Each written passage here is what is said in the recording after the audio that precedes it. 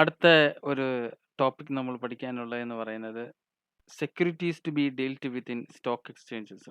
അപ്പോൾ സ്റ്റോക്ക് എക്സ്ചേഞ്ചസിൽ നമ്മുടെ സെക്യൂരിറ്റീസ് ഡീല് ചെയ്യുന്നതിനെ പറ്റി ഉള്ള ഒരു സെക്ഷനാണ് അടുത്തത് നമ്മൾ കവർ ചെയ്യാനുള്ളത്. സെക്ഷൻ 40 ആണ് അതുമായിട്ട് ബന്ധപ്പെട്ട് വരുന്ന ഒരു സെക്ഷൻ എന്ന് പറയുന്നത്. അപ്പോൾ അതെന്താണ് നമുക്ക് നോക്കാം. Section 40 contains following provisions in respect of securities which are to be dealt within recognized stock exchange. അപ്പം റെക്കഗ്നൈസ്ഡ് സ്റ്റോക്ക് എക്സ്ചേഞ്ചിൽ ഈ സെക്യൂരിറ്റീസ് ഡീല് ചെയ്യുന്നതിന് എന്തെല്ലാം പ്രൊവിഷൻസ് ആവശ്യമാണ് എന്നതിനെ പറ്റിയാണ് നമുക്കിനി നെക്സ്റ്റ് കുറച്ച് പോയിന്റ്സുകളിൽ കാണാൻ സാധിക്കുന്നത്. ഒന്നാമത്തെ പോയിന്റ് എന്ന് പറഞ്ഞാൽ filing of an application with recognised stock exchange. അപ്പോൾ ഒന്നാമത്തെ പോയിന്റ് എന്ന് പറയുന്നത് സ്റ്റോക്ക് എക്സ്ചേഞ്ചുകളിൽ നമ്മൾ എന്ത് ചെയ്യണം? നമ്മൾ ആപ്ലിക്കേഷൻ കൊടുക്കണം. Every company making public offer shall before making such offer make an application to one or more stock recognised stock exchange or exchanges and obtain permission for securities to be dealt within stock exchange or exchanges. അപ്പോൾ നമ്മുടെ കമ്പനിയുടെ public offer make ചെയ്യുന്നതിന് മുമ്പായിട്ട്, offer make ചെയ്യുന്നതിന് മുന്നേ ആയിട്ട് company എന്ത് ചെയ്തിരിക്കണം? ഒന്നോ അതിലധികമോ സ്റ്റോക്ക് എക്സ്ചേഞ്ചുകളിൽ അവരെന്ത് ചെയ്തിരിക്കണം? അവർ ആപ്ലിക്കേഷൻ കൊടുത്തിരിക്കണം. ആപ്ലിക്കേഷൻ കൊടുത്താൽ മാത്രമല്ല, ഒരു കാര്യം കൂടി important, and obtain permission for security B dealt within such stock exchange or exchangers. അപ്പോൾ ആ സ്റ്റോക്ക് എക്സ്ചേഞ്ചിൽ ആ സെക്യൂരിറ്റീസ് ഡീല് ചെയ്യുന്നതിനുള്ള പെർമിഷനും കൂടി ഒബ്റ്റെയിൻ ചെയ്യണം. രണ്ടെണ്ണം, ആപ്ലിക്കേഷൻ കൊടുക്കണം, ആപ്ലിക്കേഷൻ കൊടുത്തതുകൊണ്ട് തീർന്നില്ല, അവിടുന്ന് അതിൻ്റെ പെർമിഷനും കൂടി ഉണ്ടായിരിക്കണം ഈ സ്റ്റോക്ക് എക്സ്ചേഞ്ചിൽ നിന്ന്. എന്നാൽ അതാണ് ആദ്യത്തെ ഒരു പോയിന്റ് കവർ ചെയ്യുന്നത്, filing of an application with recognised stock exchange എന്നുകൊണ്ട് ഡീൽ ചെയ്യുന്നത്. രണ്ടാമത്തെ എന്ന് പറയുന്നത് prospectus to state name of stock exchange. അത് ഡീൽ ചെയ്യുന്നത് നമുക്ക് നോക്കാം.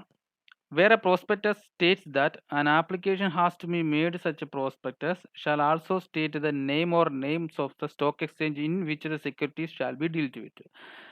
അപ്പോൾ നമ്മൾ സ്റ്റോക്ക് എക്സ്ചേഞ്ചിലേക്ക് ആപ്ലിക്കേഷൻ കൊടുത്തു, അവർ പെർമിറ്റ് ചെയ്തെന്നുണ്ടെങ്കിൽ നമ്മളുടെ സെക്യൂരിറ്റീസ് ഡീൽ ചെയ്യുന്നത് ഏത് സ്റ്റോക്ക് എക്സ്ചേഞ്ചിലാണെന്ന് നമുക്കറിയാലോ. അപ്പോൾ ആ സ്റ്റോക്ക് എക്സ്ചേഞ്ചിൻ്റെ പേര് എന്താണെന്നുള്ളത് പ്രോസ്പെക്ടസിനകത്ത് കൃത്യമായിട്ടും രേഖപ്പെടുത്തിയിരിക്കണം. അപ്പം നമുക്കിപ്പോൾ ഇന്ത്യയിലാണെങ്കിൽ 2 സ്റ്റോക്ക് എക്സ്ചേഞ്ച്, NSEയും BSE, നാഷണൽ സ്റ്റോക്ക് എക്സ്ചേഞ്ചും ബോംബെ സ്റ്റോക്ക് എക്സ്ചേഞ്ചും ഉണ്ട്. അപ്പം അതെന്താണെന്നുള്ളത്, നാഷണൽ സ്റ്റോക്ക് എക്സ്ചേഞ്ചോ ബോംബെ സ്റ്റോക്ക് എക്സ്ചേഞ്ചോ അവരുടെ എവിടെയാണോ നമ്മുടെ സെക്യൂരിറ്റീസ് ഡീൽ ചെയ്യുന്നുള്ളത് അത് കൃത്യമായിട്ടും എവിടെ മെൻഷൻ ചെയ്തിരിക്കണം? പ്രോസ്പെക്ടസിൽ മെൻഷൻ ചെയ്തിരിക്കണമെന്നാണ് പറഞ്ഞിരുന്നത്.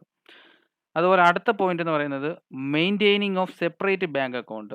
സെപ്പറേറ്റ് ബാങ്ക് അക്കൗണ്ട് മെയിൻറ്റെയിൻ ചെയ്തിരിക്കണം. All monies received on application from the public for subscription to the securities shall be kept in a separate bank account in a scheduled bank and shall not be used for any purpose other than.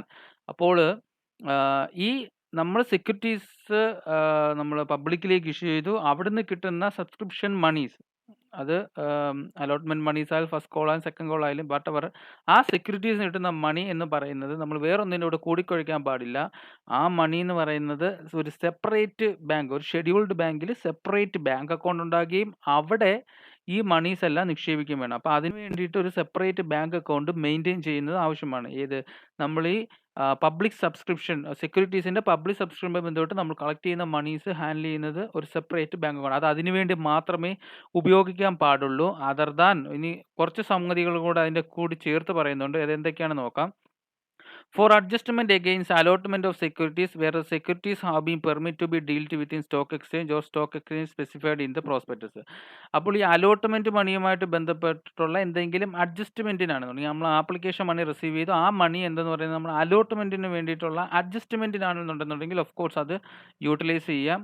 അതുപോലെ തന്നെ for the repayment of monies within the time specified by the securities and exchange board received from applicant in pursuance of the prospectus where the companies for other than unable to allot securities. ഇനി അതുപോലെ രണ്ടാമത്തെ എന്ന് പറഞ്ഞു കഴിഞ്ഞാൽ, നമ്മളുടെ ഈ security subscribe ചെയ്യുന്നവർക്ക് അവരുടെ ഈ പറയുന്ന ഇത് നമ്മൾ ഒന്ന് രണ്ട് രീതിയിൽ അവർ തിരിച്ചു പോകുന്നതോ അല്ലെന്നുണ്ടെന്നുണ്ടെങ്കിൽ നമ്മൾ നമ്മുടെ ഈ റൂൾസിൻ്റെ ഇത് കംപ്ലൈ ചെയ്തില്ല എന്നുണ്ടെന്നുണ്ടെങ്കിലോ നമുക്ക് എന്തോ ചെയ്യണം, നമുക്ക് പൈസ തിരിച്ചു കൊടുക്കേണ്ടി വരുന്നു. അപ്പോൾ ആ പൈസ തിരിച്ചു കൊടുക്കേണ്ടി വരുന്ന സ്റ്റേജസിലും നമുക്ക് എന്ത് ചെയ്യാം, ഇത് ഈ അക്കൗണ്ട് എന്ന് പറയുന്നത് യൂട്ടിലൈസ് ചെയ്യാം. അപ്പോൾ അങ്ങനെ ഈ 2 കേസുകളിൽ മാത്രമേ ഈ അക്കൗണ്ട് എന്ത് ചെയ്യാൻ പറ്റൂ, യൂട്ടിലൈസ് ചെയ്യാൻ പറ്റത്തുള്ളൂ. അടുത്തതെന്ന് പറഞ്ഞാൽ conditions purporting to waive compliance shall be void. അടുത്തതെന്ന് പറഞ്ഞു കഴിഞ്ഞാൽ any conditions purporting to require or bind any applicant for securities to waive compliance with any of the requirement of this section shall be void.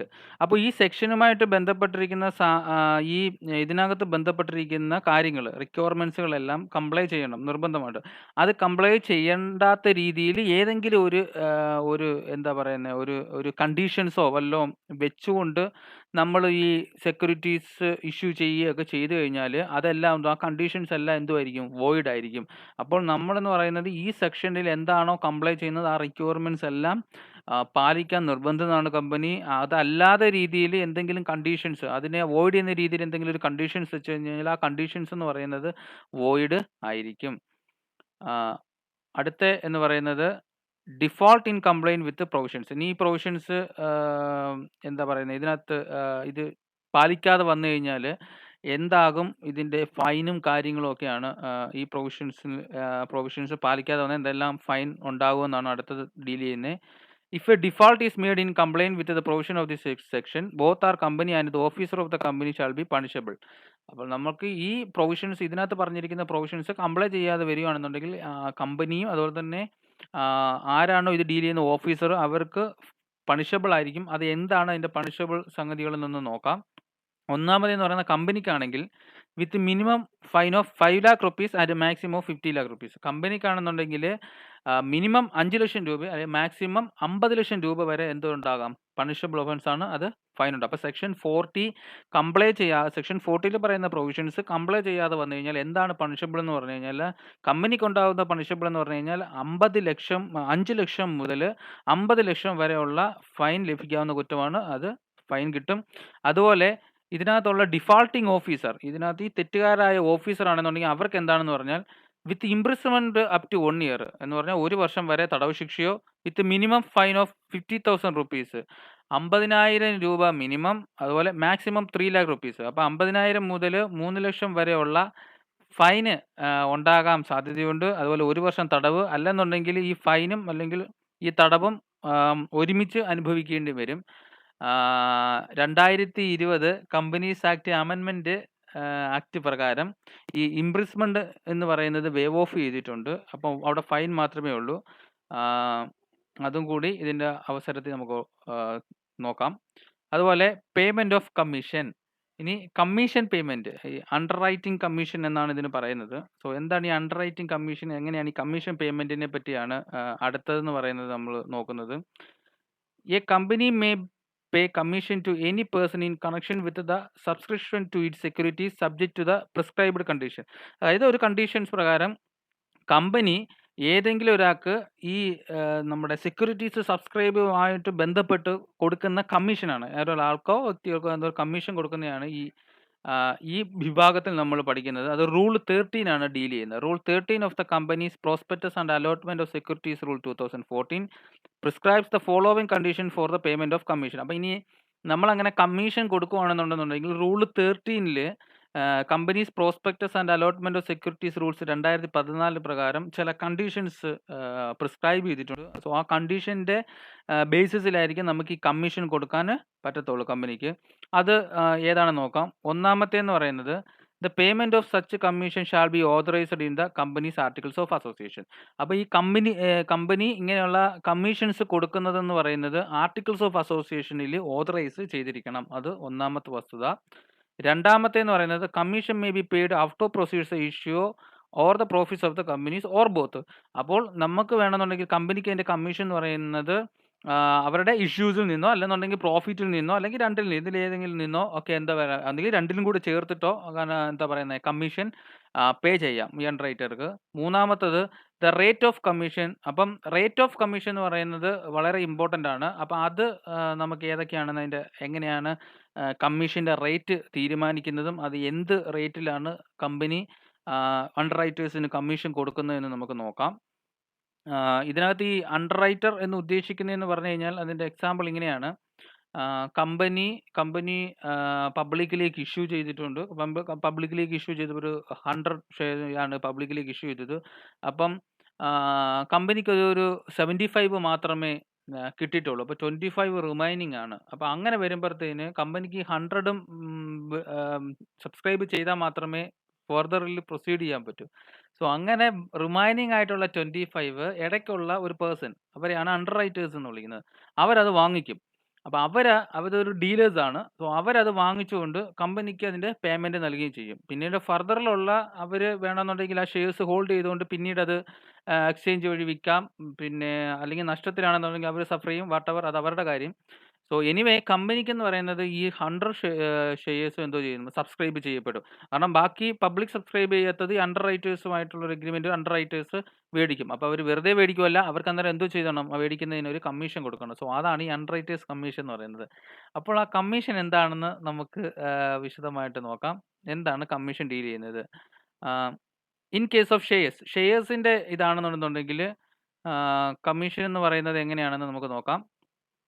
It shall not exceed 5% of the price at which the shares are issued. അപ്പോൾ shares issue ചെയ്തതിൻ്റെ 5%-ലധികമായിട്ട് കൂടാൻ പാടില്ല. അപ്പോൾ 5% ആണ് maximum എന്ന് പറയുന്ന ഈ എന്താ പറയുന്നത് കമ്മീഷൻ്റെ പെർസെൻറ്റേജ് എന്ന് പറയുന്നത്. അപ്പം 5%-ൽ മേളിലോട്ട് കമ്മീഷൻ്റെ പെർസെൻറ്റേജ് കൂടാൻ പാടില്ല. അപ്പോൾ ഷെയർസ് ഇഷ്യൂ ചെയ്യുന്നതിൻ്റെ 5% ആയിരിക്കും കമ്മീഷൻ. അല്ലെങ്കിൽ ആർട്ടിക്കിൾസ് ഓഫ് അസോസിയേഷനിനകത്ത് ഏത് റേറ്റ് ആണോ ഓതറൈസ് ചെയ്തിരിക്കുന്നത് അതോ ഇതിനകത്ത് വിച്ച് എവർ ഈസ് ലെസ്. അപ്പം ഒന്നുകിൽ 5% അല്ലെന്നുണ്ടെങ്കിൽ ആർട്ടിക്കിൾസ് ഓഫ് അസോസിയേഷനിൽ മെൻഷൻ ചെയ്തിരിക്കുന്ന പെർസെൻറ്റേജ് ഇതിൽ ഏതാണോ കുറവ് അതായിരിക്കും എടുക്കുന്നത്. ഇനിയിപ്പോൾ ആർട്ടിക്കിൾസ് ഓഫ് അസോസിയേഷനിൽ 6% ആണെന്നുണ്ടെങ്കിൽ ഓഫ് കോഴ്സ് 5% മാത്രമേ എടുക്കത്തുള്ളൂ. കാരണം ആസ് പെർ റൂൾസ് പ്രകാരം, ആക്ട് പ്രകാരം 5% ആണ് മാക്സിമം എന്ന് പറയുന്നത്. സോ ആ 5% മാത്രമേ കൊടുക്കാൻ പറ്റത്തുള്ളൂ. സോ അപ്പം 5% ആക്ട് പറയുന്നതും ആർട്ടിക്കിൾസ് ഓഫ് അസോസിയേഷൻ പറയുന്ന പെർസെൻറ്റേജും ഇതിനകത്ത് ഏതാണോ കുറവ് അത് മാത്രമേ കമ്മീഷനായിട്ട് കൊടുക്കാൻ പാടുള്ളൂ ഇൻ കേസ് ഓഫ് ഷെയർസ് ആണെന്നുണ്ടെങ്കിൽ. ഇൻ കേസ് ഓഫ് ഡിബഞ്ചേഴ്സ് ആണെന്നുണ്ടെങ്കിൽ shall not exceed 2.5% of the price at which the debentures are issued. അപ്പോൾ ഡിബഞ്ചേഴ്സ് ഇഷ്യൂ ചെയ്തതിൻ്റെ 2.5% കൂടാൻ പാടില്ല. ഷെയർസ് ആണെങ്കിൽ 5%, ഡിബഞ്ചേഴ്സ് ആണെങ്കിൽ 2.5%-ൽ കൂടാൻ പാടില്ല. അതുപോലെ തന്നെ കമ്പനിയുടെ ആർട്ടിക്കിൾസ് ഓഫ് അസോസിയേഷൻ സ്പെസിഫൈ ചെയ്തിരിക്കുന്ന percentage which ever is less. അപ്പോൾ ആർട്ടിക്കിൾസ് ഓഫ് അസോസിയേഷനിൽ മെൻഷൻ ചെയ്തിരിക്കുന്ന പെർസെൻറ്റേജ്, ആക്ട് പറയുന്ന percentage which ever is less ആണ് ബോത്ത് ദ കേസിൽ എടുക്കുന്നത്. ഷെയർസ് ആണെന്നുണ്ടെങ്കിൽ 5% ഡിബഞ്ചേഴ്സ് ആണെങ്കിൽ 2.5% ആണ് ആക്ട് പ്രിവെയിൽ ചെയ്യുന്നത്. അതുപോലെ തന്നെ ആർട്ടിക്കിൾസ് ഓഫ് അസോസിയേഷൻ ആണെങ്കിൽ അത് അതാത് കമ്പനികളുമായിട്ട് ബന്ധപ്പെട്ടിരിക്കും. സോ ഇതാണ് കമ്മീഷൻ പെർസെൻറ്റേജ് എന്ന് പറയുന്നത്. അടുത്തതെന്ന് പറയുന്നത് disclosure of the particulars of the prospectus. ഇനി അതിൻ്റെ പ്രോസ്പെക്ടസിൻ്റെ പർട്ടിക്കുലേഴ്സ് ഡിസ്ക്ലോസ് ചെയ്യുന്നതിനെ പറ്റിയാണ്. അതെന്താണെന്ന് നമുക്ക് നോക്കാം. The prospectus of the company shall disclose the following particulars. ഇനി ഈ ചില കാര്യങ്ങളും കൂടി കമ്പനിയുടെ പ്രോസ്പെക്ടസിനകത്ത് ഡിസ്ക്ലോസ് ചെയ്തിരിക്കണം. ഏതൊക്കെയാണെന്ന് നമുക്ക് നോക്കാം. ഒന്നാമത് the name of the underwriters. അണ്ടർ റൈറ്റേഴ്സിൻ്റെ ആരാണോ അണ്ടർ റൈറ്റേഴ്സ് അവരുടെ നെയിം എന്തെന്ന് പറയുന്നത് പ്രോസ്പെക്ടസിൽ സ്പെസിഫൈ ചെയ്തിരിക്കണം.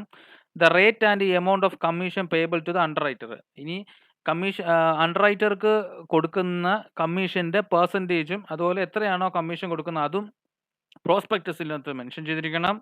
The number of securities which is to be underwritten or subscribed by the underwriter absolutely or conditionally. ഇനി അണ്ടർ റൈറ്റർ എത്രമാത്രം ഷെയർസ് ആണ് അവർ സബ്സ്ക്രൈബ് ചെയ്തിരിക്കുന്നത്. ഇപ്പം ഞാൻ നേരത്തെ പറഞ്ഞ ഉദാഹരണത്തിലാണെങ്കിൽ 100-ലാണെങ്കിൽ 25 ആണെന്നുണ്ടെങ്കിൽ ആ 25 ഷെയർസ് ആണ് അണ്ടർ റൈറ്റേഴ്സിൻ്റെ കയ്യിലിരിക്കുന്നത് എന്നുള്ളത് ഓഫ് കോഴ്സ് അതെന്തായിരിക്കണം പ്രോസ്പെക്ടസിൽ ഡിസ്ക്ലോസ് ചെയ്തിരിക്കണം. ഇനി അടുത്ത പോയിന്റ് എന്ന് പറയുന്നത് when no commission is to be paid. ഇനി കമ്മീഷൻ ഒന്നും കൊടുത്തില്ല എങ്കിൽ ഉള്ള കാരണം there shall not be paid commission to any underwriter on securities which are not offered to the public for subscription. ഈ അണ്ടർ റൈറ്റർക്ക് നേരെ ഡയറക്റ്റ് ആയിട്ട് നമുക്ക് ഷെയർസ് കൊടുക്കാൻ പറ്റത്തില്ല. പബ്ലിക്കിലേക്ക് കൊടുത്തിട്ട് അവർ സബ്സ്ക്രൈബ് ചെയ്തിട്ടില്ല എങ്കിൽ മാത്രമേ അണ്ടർ റൈറ്റേഴ്സിന് ആ ബാക്കിയുള്ള ഷെയർസ് സെക്യൂരിറ്റീസ് അല്ലെങ്കിൽ എടുക്കാൻ പറ്റത്തുള്ളൂ.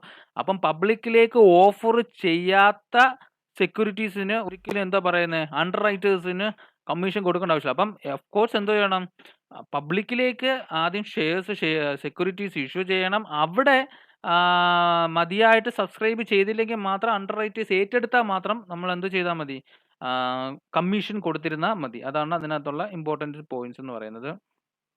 അടുത്തതെന്ന് പറയുന്നത് copy of payment of commissions to be delivered to registrar. അതെന്ന് പറയുന്നത് a copy of the contract for the payment of commission is delivered to the registrar at the time of delivery of the prospectus for registration. ഇനി ഈ അണ്ടർറൈറ്റേഴ്സും തമ്മിലുള്ള ഈ അല്ലെങ്കിൽ ഒരു contract ഉണ്ടല്ലോ, കമ്മീഷനുമായിട്ട് ബന്ധപ്പെട്ടുള്ള പേയ്മെന്റ് ഓഫ് കമ്മീഷനുമായിട്ടുള്ള കോൺട്രാക്റ്റിന്റെ കോപ്പി എന്ന് പറയുന്നത് പ്രോസ്പെക്ടസ് ഡെലിവറി ചെയ്യുന്നതിന് മീൻസ് രജിസ്ട്രേഷൻ ചെയ്യുന്നതിന് മുന്നേ തന്നെ എന്തോ ചെയ്തിരിക്കണം, ഈ രജിസ്ട്രാർക്ക് മുന്നേ അല്ല, ഈ പിന്നെ രജിസ്റ്റർ ചെയ്യുന്ന പ്രോസ്പെക്ടസ് രജിസ്റ്റർ ചെയ്യുന്നതിപ്പോൾ തന്നെ രജിസ്ട്രാർക്ക് അതിൻ്റെ കോപ്പി എന്തോ ചെയ്തിരിക്കണം, സബ്മിറ്റ് ചെയ്തിരിക്കണം. അപ്പോൾ ഇത്രയും കാര്യങ്ങളാണ് പ്രധാനമായിട്ടും ഈ അണ്ടർറൈറ്റേഴ്സുമായിട്ടുള്ള ബന്ധപ്പെട്ട് വരുന്നത്. ഈ സ്റ്റോക്ക് എക്സ്ചേഞ്ചിൽ എങ്ങനെയാണ് സെക്യൂരിറ്റീസ് ഡീൽ ചെയ്യുന്നതുമായിട്ട് ബന്ധപ്പെട്ടാണ്. ഇനി കുറച്ച് എക്സാമ്പിൾസ് ഉണ്ട്, നമുക്ക് ആ എക്സാമ്പിൾസ് എന്താണെന്ന് നോക്കാം. എക്സാമ്പിൾസ് 2 ആണ് അവിടെ പറഞ്ഞിരിക്കുന്നത് എന്ന് പറയുന്നത്, a public limited company which wants to raise funds through public issue of shares had applied for listing of its shares in 3 recognized stock exchanges. However, only 2 exchanges had given permission for listing. Can the companies proceed with the public offer? എന്ന് വെച്ച് കഴിഞ്ഞാൽ ഇവിടെ company എന്ന് പറയുന്നത് കമ്പനിയുടെ fund raise ചെയ്യുന്നതിന് ഒരു public issue ചെയ്യണമെന്ന് ആഗ്രഹപ്പെട്ടു. അവരെന്തോ ചെയ്തു, ലിസ്റ്റ് ചെയ്തു. അപ്പം 3 സ്റ്റോക്ക് എക്സ്ചേഞ്ചിൽ അവർ ആപ്ലിക്കേഷൻസ് കൊടുത്തു. 2 സ്റ്റോക്ക് എക്സ്ചേഞ്ച് അവർക്ക് പെർമിഷൻ കൊടുത്തു, ഒരെണ്ണം കൊടുത്തില്ല. അപ്പോൾ അങ്ങനെ വന്നു കഴിഞ്ഞാൽ ഇവർക്ക് കമ്പനിക്ക് പബ്ലിക് ഓഫർ പ്രൊസീഡ് ചെയ്യാൻ പറ്റുമോ എന്നുള്ളതാണ് ചോദ്യം എന്ന് പറയുന്നത്. അപ്പോൾ നമ്മുടെ സെക്ഷൻ 40 പ്രകാരം അതിൻ്റെ റൂള് പ്രകാരം പറഞ്ഞിരിക്കുന്നതെന്ന് പറഞ്ഞു കഴിഞ്ഞാൽ കമ്പനി അവരുടെ റെക്കഗ്നൈസ്ഡ് സ്റ്റോക്ക് എക്സ്ചേഞ്ചിൽ ആപ്ലിക്കേഷൻ കൊടുത്താൽ മാത്രം പറ്റത്തില്ല, അവിടെ നിന്ന് എന്ത് ചെയ്തിരിക്കണം, പെർമിഷനും കൂടെ കിട്ടിയിരിക്കണം. അപ്പോൾ ഈ 2 കാര്യങ്ങളുണ്ട്, ആപ്ലിക്കേഷൻ മാത്രമല്ല അവരുടെ പെർമിഷനും കൂടെ ഒബ്റ്റെയിൻ ചെയ്തിരിക്കണം, എന്നാൽ മാത്രമേ ഉള്ളൂ പബ്ലിക് ഓഫർ ചെയ്യാൻ പറ്റത്തുള്ളൂ. അപ്പോൾ ഈ കേസിൽ എന്ന് പറയുന്നത് അവിടെ നിന്ന് എന്ത് ചെയ്തിട്ടില്ല, സ്റ്റോക്ക് എക്സ്ചേഞ്ചിൽ നിന്ന് പെർമിഷൻ കിട്ടിയിട്ടില്ല. അപ്പോൾ പെർമിഷൻ ഒബ്റ്റെയിൻ ചെയ്തു. അപ്പോൾ പെർമിഷൻ കിട്ടിയതിന് ശേഷം മാത്രം പബ്ലിക് ഓഫർ ചെയ്യുന്നതിന് മുന്നേ തന്നെ ഇത് ഉറപ്പാക്കേണ്ടതാണ്. ഈ നെസസറി സ്റ്റോക്ക് എക്സ്ചേഞ്ചിൻ്റെ അപ്രൂവൽ ഈ പബ്ലിക് ഓഫർ ചെയ്യുന്നതിന് മുന്നേ തന്നെ ഉറപ്പാക്കണം. എന്നിരുന്നാൽ മാത്രമേ അവർക്ക് പബ്ലിക് ഓഫർ ചെയ്യാൻ പറ്റത്തുള്ളൂ. അതാണ് അതിൻ്റെ ആൻസർ എന്ന് പറയുന്നത്. ഇനി എക്സാമ്പിൾ 3ലേക്ക് വന്നു കഴിഞ്ഞാൽ, the board of directors of a company decided to pay 5% of the issue price of the shares as underwriting commission to the underwriters. However, the articles of association of the company permits only 3% of commission. The board of directors further decided to pay the commission out of proceeds of the share capital. Are the decisions taken by the board of directors valid under the Companies Act 2013? ഇവിടെ പറഞ്ഞിരിക്കുന്നതെന്ന് പറഞ്ഞു കഴിഞ്ഞാൽ company decide ചെയ്തു 5% അണ്ടർറൈറ്റിംഗ് കമ്മീഷനായിട്ട് കൊടുക്കാൻ വേണ്ടി. എന്നാൽ ഈ കമ്പനിയുടെ articles of അസോസിയേഷനിൽ 3% മാത്രമേ കമ്മീഷനായിട്ട് പെർമിറ്റ് ചെയ്തിട്ടുള്ളൂ. അങ്ങനെയെങ്കിൽ കമ്പനിക്ക് 5% അണ്ടർറൈറ്റിംഗ് കമ്മീഷൻസ് കൊടുക്കാൻ സാധിക്കുമോ ഇല്ലയോ എന്നുള്ളതാണ് ചോദ്യം എന്ന് പറയുന്നത്. ഇവിടെ വന്നിരിക്കുന്ന നമ്മളുടെ അണ്ടർറൈറ്റിംഗ് കമ്മീഷൻ്റെ കാര്യത്തിനെ പറ്റി പഠിച്ചു വന്നപ്പോൾ തന്നെ അതിൻ്റെ റൈറ്റ് ഓഫ് കമ്മീഷൻ്റെ സ്റ്റേജിൽ നമ്മൾ കണ്ടു, ഷെയർസ് ഇഷ്യൂ ചെയ്യുന്നതാണെങ്കിൽ 5% വരെ, നോട്ട് എക്സീഡിങ് 5% വരെയൊക്കെ നമുക്ക് പറ്റും, അതിൽ കൂടാൻ പാടില്ലെന്ന് പറഞ്ഞിട്ടുണ്ട് റൂള്. പക്ഷേ എന്നിരുന്നാൽ തന്നെ ആർട്ടിക്കിൾസ് ഓഫ് അസോസിയേഷനിൽ എന്താണോ പെർമിറ്റ് ചെയ്തിരിക്കുന്നത്, വിച്ച് എവർ ഈസ് ലെസ്, അതാണ് കമ്പനിക്ക് എടുക്കാൻ പറ്റത്തുള്ളൂ. അപ്പോൾ ഇവിടെ കമ്പനിയുടെ ആർട്ടിക്കിൾസ് ഓഫ് അസോസിയേഷനിൽ എന്ന് പറയുന്നത് എത്ര രൂപയെ പെർമിറ്റ് ചെയ്തിരിക്കുന്നത്, 3% മാത്രമാണ് പെർമിറ്റ് ചെയ്തിരിക്കുന്നത് ഇൻസ്റ്റെഡ് ഓഫ് 5 എന്ന് പറയുന്നത്. അപ്പോൾ ഈ കമ്പനിക്ക് എന്ന് പറയുന്നത് അണ്ടർറൈറ്റിംഗ് കമ്മീഷൻ കൊടുക്കാൻ 3% മാത്രമേ കമ്മീഷനായിട്ട് കൊടുക്കാൻ പറ്റത്തുള്ളൂ. കമ്പനിക്ക് 5% കൊടുക്കാൻ പറ്റത്തില്ല. അപ്പോൾ ആ റേറ്റ് ആണ് ആർട്ടിക്കിൾസ് ഓഫ് അസോസിയേഷൻ ഓതറൈസ് ചെയ്തിരിക്കുന്നത്. സോ അത് മാത്രമേ കമ്പനിക്ക് അണ്ടർറൈറ്റിംഗ് കമ്മീഷനായിട്ട് കൊടുക്കാൻ സാധിക്കത്തുള്ളൂ. സപ്പോസ് ഇപ്പോൾ ആർട്ടിക്കിൾസ് ഓഫ് അസോസിയേഷൻ 6% എന്നാണ് പെർമിറ്റ് ചെയ്തിട്ടുണ്ടെങ്കിൽ 5% മാത്രമേ കൊടുക്കാൻ പറ്റത്തുള്ളൂ. സോ ഇതാണ് സെക്യൂരിറ്റീസ് സ്റ്റോക്ക് എക്സ്ചേഞ്ചുമായിട്ട് ഡീല് ചെയ്താലുണ്ടാകുന്ന കാര്യങ്ങളെ പറ്റി പഠിച്ചിരിക്കുന്നത് സെക്ഷൻ 40 ആണ്.